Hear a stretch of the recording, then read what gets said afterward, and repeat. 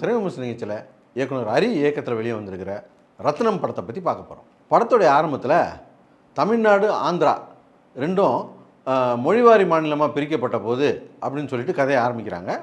அப்படி பிரித்ததுக்கப்புறம் திருப்பதியிலேருந்து ஒரு பஸ்ஸு தமிழ்நாட்டை நோக்கி வரும்போது அந்த மலையிலே வச்சு பஸ்ஸை வந்து ஒரு வலுக்கட்டாயமாக விபத்துக்குள்ளாக்கி அந்த பஸ்ஸில் இருக்கிற பிரயாணிகள்லாம் மயங்கி கிடக்கும்போது அவங்கள எல்லாரையும் கழுத்தை அறுத்து போட்டு கையை வெட்டிட்டு காதை அறுத்து அதில் இருக்க நகையெல்லாம் கொடூரமாக கொள்ளையடிச்சிட்டு ஒரு கும்பல் போகிறாங்க. அதை ஒரு கதையாக காட்டுறாங்க. அப்போது இது ஒரு பெரிய கொள்ளை சம்மந்தமான ஒரு படமாக இருக்க போகுது அப்படின்னு நினச்சி உட்காந்தா அடுத்து ஹீரோவுடைய அப்பாவுக்கு ஒரு சின்ன கதையை சொல்கிறாங்க. அதுக்கப்புறம் ஹீரோவுடைய அம்மாவுக்கு ஒரு கதை சொல்கிறாங்க. அதுக்கப்புறம் ஹீரோ எப்படி அனாதையானார் அப்படிங்கிறதுக்கு ஒரு கதை சொல்கிறாங்க. இந்த அனாதையான ஹீரோ ஊருக்குள்ளே கட்ட பஞ்சாயத்து பண்ணிவிட்டு ரவுடித்தனம் பண்ணிகிட்டு இருந்த சமுத்திரகன்னியோட எப்படி சேர்ந்தார் அப்படிங்கிறதுக்கு ஒரு கதையை சொல்கிறாங்க. அப்புறமா ஹீரோ பெரியவனானதுக்கப்புறம் அவன் வந்து அவருக்கும் ஹீரோயினுக்கும் ஒரு கதை சொல்கிறாங்க. அப்புறம் பார்த்திங்கன்னா வில்லனுக்கும் ஹீரோவுக்கும் என்ன சம்மந்தம் அது ஒரு கதை சொல்கிறாங்க. அப்புறம் ஹீரோயினுக்கும் வில்லனுக்கும் என்ன சம்மந்தம் அதை ஒரு கதையாக சொல்கிறாங்க. அப்புறம் ஹீரோவுக்கும் அக்ரகாரத்துக்கும் என்ன சம்மந்தம் அதை ஒரு கதையாக சொல்கிறாங்க. இப்படி ஒன்றுக்கு ஒன்று ஒட்டாமல் துண்டு துண்டாக கதையை எடுத்து ஜவு முட்டாய் மாதிரி எடுத்து வச்சுருக்காங்க. கடைசியில் சமுத்திரகனி ஒரு டைலாக் பேசுவார். எவனுடைய வாழ்க்கையில் நடக்காத மாதிரி கற்பனையில் கூட நடக்காத விஷயம்லாம் உன் வாழ்க்கையில் நடக்குது அப்படின்னு சொல்லுவார்.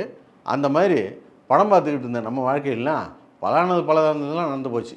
முதல்ல இவங்க எடுத்துக்கிட்ட இந்த கதையே ஒரு தப்பான கதை. இந்த கதையில் ஹீரோ வந்து ஹீரோயினுக்காக உயிரை கூட கொடுத்து அவங்கள காப்பாற்றுறாரு. அதுக்கு ஒரு காரணம் இருக்குது. ஹீரோயின் வந்து நமக்காக ஒருத்தன் உயிரை கூட கொடுக்குறானே அப்படின்னு சொல்லிட்டு இவர் லவ் பண்ணுறாங்க. அவர் ஏன் உயிரை கொடுக்கறதுக்கு தயாராகிறாருன்னா அவருக்கு அவருடைய பார்வையில் அந்த பொண்ணு இறந்து போனால் அவங்க அம்மா மாதிரியே இருக்கிறதுனால அவங்க அம்மாவாகவே நினச்சி அந்த பொண்ணை காப்பாற்றுறாரு. அவர் அந்த பொண்ணை அம்மாவாக தான் நினைக்கிறாரு. ஆனால் இந்த பொண்ணு அவர் லவ் பண்ண ஆரம்பிச்சிருது. இதுக்கப்புறம் இந்த ரெண்டு பேரும் எப்படி சேருவாங்க? இது எப்படி இந்த கதையை வச்சு ஓட்டுறது? இதுவே தப்பான கதையா இல்லையா? இதில் சென்டிமெண்ட்லாம் வச்சுருக்காங்க. இதில் என்ன தான் சென்டிமெண்ட் வச்சாலும் அது ஆன்டி சென்டிமெண்ட் தான். அப்புறம் இந்த மாதிரியான படங்கள்லாம் வில்லன் கேரக்டர் ஸ்ட்ராங்காக இருக்கணும். இந்த படத்துலேயும் ஒரு 3 வில்லன் இருக்காங்க. 3 பேரும் பெரிய காமெடி பீஸாக இருக்காங்க. அதில் ஒரு முக்கியமான வில்லன் அப்படின்னு ஒருத்தரை காட்டுறாங்க. அவன் பார்த்தா எப்போ பார்த்தாலும் ஒரு டவுசரை போட்டுக்கிட்டு மூஞ்சில் பவுடர் அள்ளி பூசிக்கிட்டு சுற்றிட்டு இருக்கிறான். அவனை பார்த்தா பாவமாக தான் இருக்குது. எங்கேயாவது அறிவுபூர்வமாக இவங்க வில்லத்தனம் பண்ணுறாங்கன்னா அதுவும் கிடையாது. இவங்க அனுப்புகிற அடியால் பூரா எப்போ பார்த்தாலும் போய் ஹீரோக்கிட்ட அடி வாங்கிட்டு தான் வந்துடுறாங்க. ஒரு சீனில் கூட அடித்ததாகவே சரித்திரம் இல்லை. அப்புறம் படத்தில் டைலாக்லாம் பார்த்திங்கன்னா அது பயங்கரம். ஹீரோ நல்ல ரவுடி இல்லையா?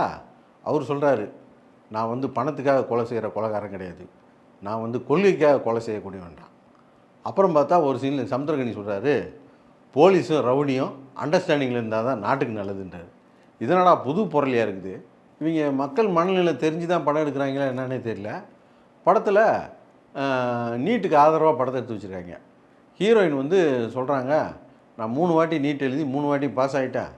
ப்ரைவேட் காலேஜில் தான் சீட்டு கிடச்சிது, கவர்மெண்ட் காலேஜில் சீட்டு கிடைக்கல. ப்ரைவேட் காலேஜில் போய் பணம் கட்டி படிக்கிற அளவுக்கு எனக்கு வசதி கிடையாது. அதனால் 4வது வாட்டி நான் நீட் எழுத வந்திருக்கேன் அப்படின்னு சொல்லிட்டு கிளைமேக்ஸில் அந்த நீட்டே பாஸ் பண்ணிடுறாங்க. கவர்மெண்ட் காலேஜில் சீட்டு கிடச்சிது. அப்போ என்ன சொல்ல வர்றாங்க? நீங்கள் சீட்டு கவர்மெண்ட் காலேஜில் கிடைக்கிற வரைக்கும் நீட் எழுதிட்டே கிடங்க அப்படிங்கிறாங்களா? நீட்டே கூடாதுன்னு தானே அங்கே போராடிக்கிட்டு இருக்கோம். இது கூட தெரியாமல் படத்தை எடுத்து வச்சுருக்கீங்க. அப்புறம் நம்ம தலைவர் ஒரு சங்கி அப்படிங்கிறது நம்ம எல்லாருக்கும் தெரிஞ்சு போச்சு. இந்த விஷால் வந்து சங்கியா இல்லையா அப்படிங்கிற ஒரு குழப்பத்திலே போய்கிட்டு இருந்துச்சு இல்லையா? அந்த டவுட்டு இந்த படத்தில் கிளியர் ஆகிடுச்சு. கொஞ்சம் கொஞ்சமாக அவர் சந்திரமுகியாவே மாறிட்டார். சங்கியாவே இந்த படத்தில் வந்து காட்சி அளிக்க ஆரம்பிச்சிட்டார். படத்தில் ஃபைட்டு தான் பார்க்குறதுக்கு கொஞ்சம் நல்லா இருந்தது. 4 ஃபைட் மாஸ்டர் ஒர்க் பண்ணியிருக்காங்க. எல்லா ஃபைட்டுமே நல்லா தான் இருந்தது. ஆனால் அந்த ஃபைட்டை ரசித்து பார்க்க முடியல. ஏன்னா தேவை இருந்தால் தானே அங்கே ஃபைட்டு வரணும்.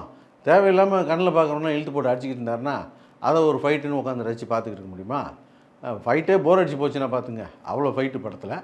படம் தான் போர் அடிக்குது அப்படின்னு சொல்லிட்டு ஃபோனையாவது ஹெட்ஃபோன் எடுத்து மாட்டிக்கிட்டு கேட்கலாம் அப்படின்னு சொல்லிட்டு உட்காந்தா டிஎஸ்பி தொல்லை வேறு தாங்க முடியல, ஒரே இறைச்சல்.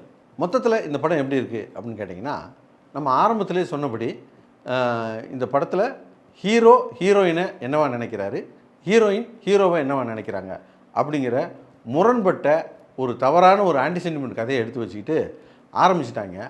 ஆரம்பிச்சுட்டு என்ன பண்ணுறாங்கன்னா, இந்த புதுசாக சைக்கிள் ஓட்ட கற்றுக்கிட்டவன் ஒரு கல்லில் காலை வச்சு சைக்கிள் மேலே ஏறி உட்காந்து ஓட்ட ஆரம்பிச்சிருவான்.